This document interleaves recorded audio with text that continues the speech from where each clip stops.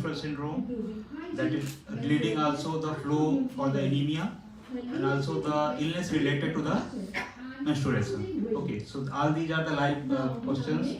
So coming to you as a gynecologist, because you are practicing gynecologist, you also have done kind of the awareness program in the heart of India, that is Madhya Pradesh.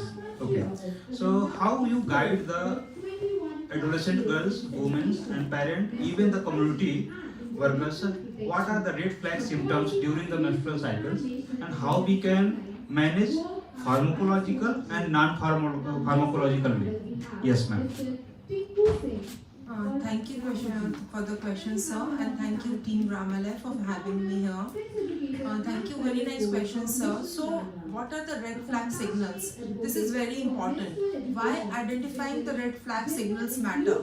Because early detection of serious condition, we can improve the treatment outcomes, and some menstrual symptoms are indicative of medical emergencies. And if we give treatment at the proper time and we evaluate the patient and we get the patient at the proper time, we can have timely intervention which can prevent long-term complications.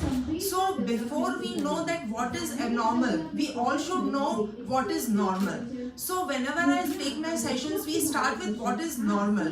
So normal in terms of cycle, in terms of bleeding, in terms of pad, how many pad the women or the girl is changing, and in terms of pains. So in terms of cycle, what is normal? We take 3 to 21 days to 35 days as normal.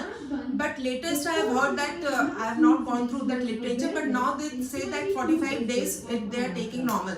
Because so many times the girls come that they are having irregular cycles, it is not getting on time. So exactly 28 days we don't take as normal. It is 35, maybe now 45 days we take it as normal cycle. Then it comes to bleeding. So bleeding 3 to 7 days is normal. If it is less than 3 days, if it is more than 7 days, then the patient or the girl has to consult the gynecologist. Number of pads that is being changed, that the girl or woman is changing. That is, if your girl or woman is changing pad in less than 2 hours, one pad in less than 2 hours, and that continues, then that needs medical attention.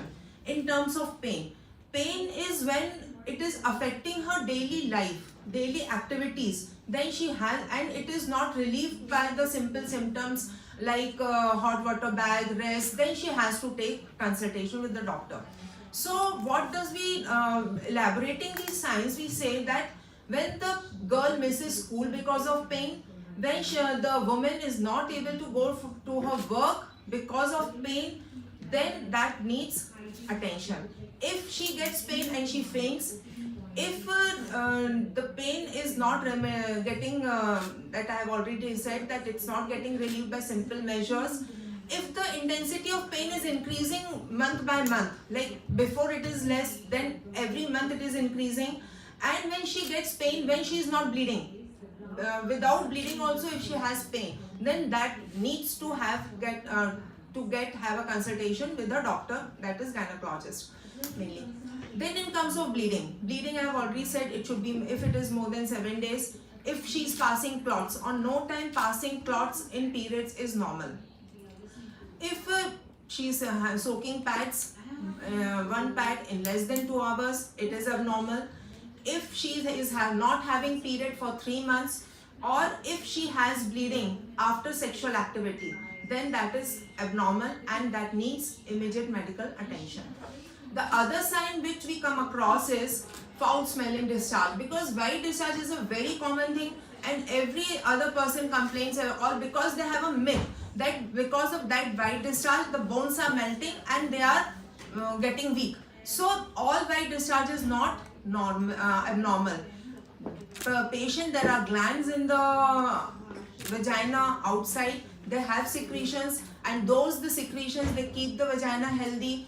So abnormal white discharge is when you get pain with the white discharge. If it is foul smelling, you get itching. The color, normal white discharge is like pale cream. Then if the color is changing, then you have to have consultation with your gynec doctor.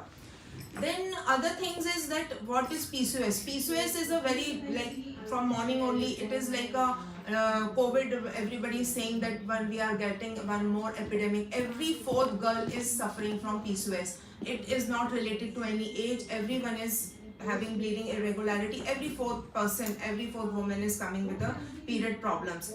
Then some are having period problems, some have excessive blood growth, some have irregular periods. Sometimes the patient have increased bleeding and pain because of other problems in the uterus, some growth in the uterus, we call them fibroids. Sometimes if the bleeding is more slowly, they are losing blood and they are not taking that much iron, so slowly they get anemic. The schoolgirls, their performance is affected.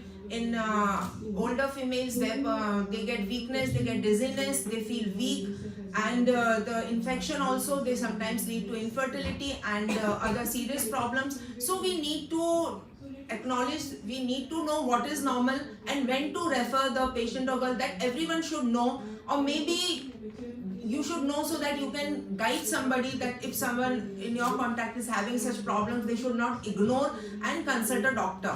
So what is abnormal? To be taken it in simple words: too painful, too heavy, too long. You should go and consult the doctor. So the period should not make your life stop. So the best way to champion women's health is to empower them to speak about their bodies, and they should know what is normal and what is abnormal. Yeah, thank you, ma'am.